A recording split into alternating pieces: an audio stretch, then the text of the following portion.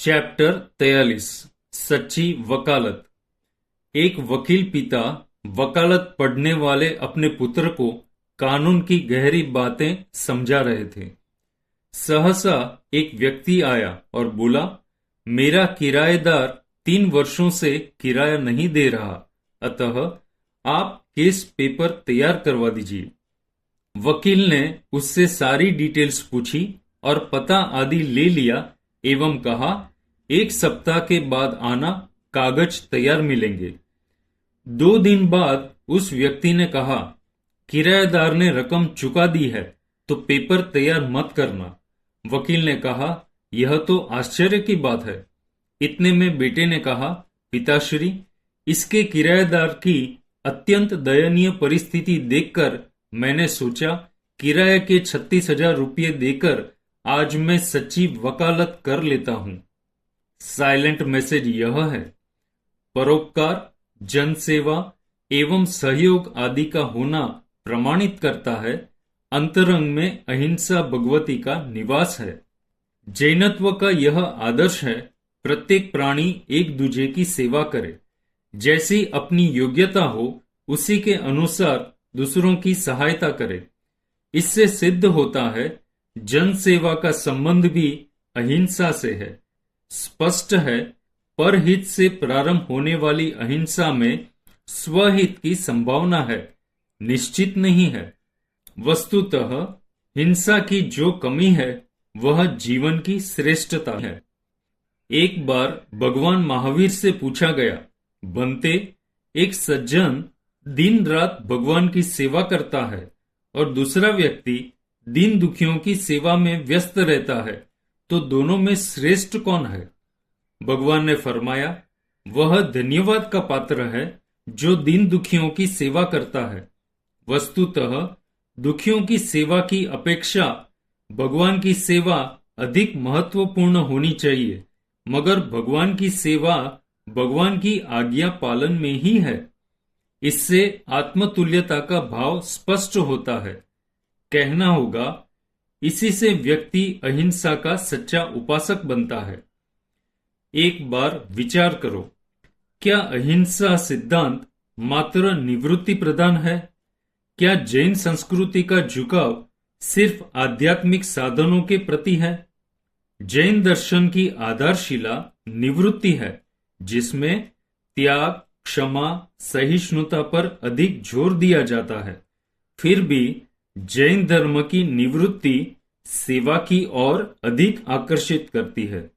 इसके लिए प्रमाणित होता है, जैन संस्कृति का जितना अधिक झुकाव आध्यात्मिक साधनों के प्रति है, उतना ही ग्राम, नगर और राष्ट्र के प्रति भी है। इसी कारण भगवान महावीर ने ग्राम धर्म, नगर धर्म, राष्ट्र धर्म को भी बहुत ऊंचा स्थान दिया है। सचमुच कितनी गरिमामय दृष्टि है, जहां ग्राम, नगर और राष्ट्र के प्रति अनेक कर्तव्यों को जैन साहित्य में धर्म का रूप दिया है। इस तरह एक सभ्य नागरिक एवं देशभक्त ही सच्चा जैन हो सकता है। इससे सिद्ध होता है, अहिंसा सिद्धांत एकांत निवृत्ति प्रदान नहीं है। उसमें मैत्री की भांति मदद, सेवा, परोपकार और जन कल्याण के कार्य भी गर्भित है। अध्यात्म कहता है, निजात्म सेवा सर्वोपरि है। इसमें भगवान की सेवा एवं दीन दुखियों की सेवा सम्मिलित हो जाती है।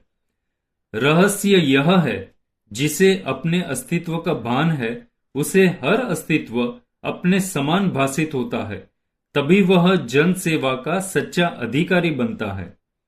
एक पल रुको और भावना भाव। मेरे जीवन में सदा ही अहिंसा रूपी गंगोत्री जन सेवा के रूप में प्रवाहित रहे। उसका निरंतर बहता प्रवाह इतना सघन हो कि वह जिन सेवा से गुजरती हुई स्व की ओर मुड़े और निजात्म सेवा में समा जाए। एक जैन गृहस्थ प्रतिदिन 3 मनोरथ का चिंतन करता है। उसके मन का रथ वह उस दिशा में दौड़ाना चाहता है जिससे सबका कल्याण हो, स्व पर हित सदे। पहला ही मनोरथ है, वह दिन मेरा धन्य होगा जब मैं अपने संग्रहित धन का उपयोग दीन दुखियों के लिए करूंगा।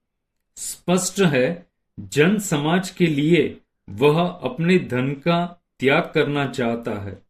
जिनवाणी का कथन है, जो मनुष्य अपने साधनों का स्वयं ही उपयोग करता है, उसमें से दूसरों की सेवा के लिए कुछ भी अर्पित नहीं करना चाहता, उसे कभी मोक्ष प्राप्त नहीं हो सकता। इससे स्पष्ट है, मनुष्य का कर्तव्य है वह अपने धन संग्रह के उपयोग का अधिकारी केवल अपने को न माने, बल्कि समाज को भी बराबर का अधिकारी माने। सावधान, सेवा का सामर्थ्य होते हुए भी सेवा नहीं करे और ऐसा सोचे, इसने मेरा कोई कार्य नहीं किया तो मैं क्यों करूं। अब वह कष्ट पाता है तो भले पाए। इससे महामोहनीय कर्म का बंध होता है। उसे 70 करोड़ा करोड़ी सागरों पंप तक जन्म मरण के महादुखों को झेलना पड़ता है। अतः सेवा को तप और अहिंसा को धर्म मानकर आराधना करें। जियो और जीने दो। दुर्विचार एवं कलह के चक्रव्यूह का भेदन करना हो तो आत्म भावना को मैनिफेस्ट करो।